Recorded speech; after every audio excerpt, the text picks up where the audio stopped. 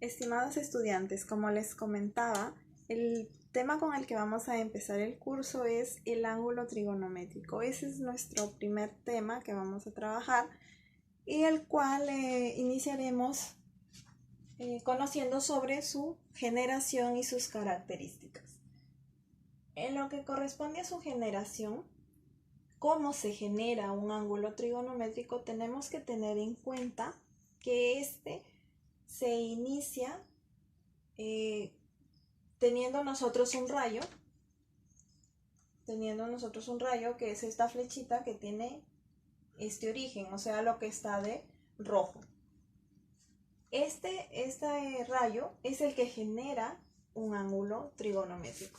Este rayo puede girar en sentido, puede girar en este sentido, que es el sentido horario, que es el sentido de las manecillas del reloj, o también puede girar en el sentido antihorario. ¿Sí? Entonces, este rayo me ha generado, cuando giró en sentido horario, me generó el ángulo beta. Cuando giró en sentido antihorario, me generó el ángulo alfa. La posición inicial, donde empezó el giro, se le va a conocer como lado inicial. Cuando generamos el ángulo alfa, el giro empezó aquí. Entonces, para el ángulo alfa, su lado inicial es este. Se le conoce como su lado inicial. Y donde terminó el giro es este. Este se le conoce como lado final. Esto es para el ángulo alfa. Y para el ángulo beta, que también fue generado por este mismo rayo. Entonces, ¿dónde inició el ángulo beta? Se inició aquí el giro. Entonces, para el ángulo beta, donde se inició el giro, la posición donde se inició el giro es el lado inicial. Y donde terminó el giro es el lado final.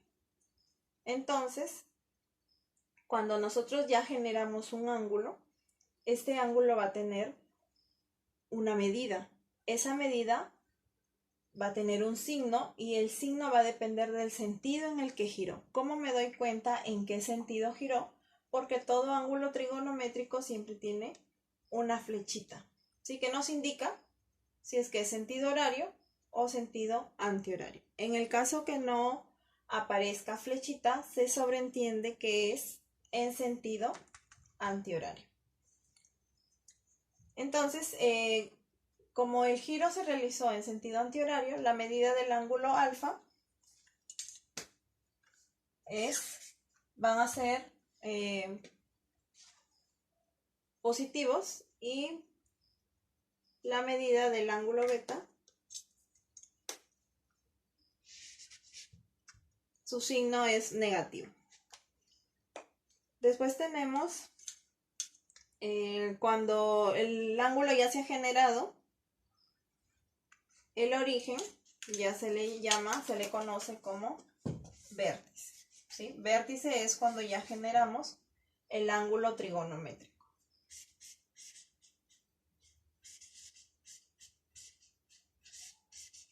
Ese es nuestro vértice.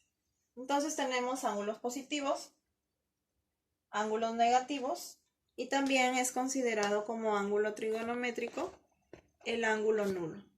El ángulo nulo es cuando no hay giro alguno, o sea que mi rayo no realizó ninguna rotación, ningún giro, ni en sentido antihorario, ni en sentido horario, ¿no? Entonces, como no realizó giro, obviamente no existe ángulo positivo ni ángulo negativo, por lo que corresponde, pues, decir que la medida del ángulo nulo es 0.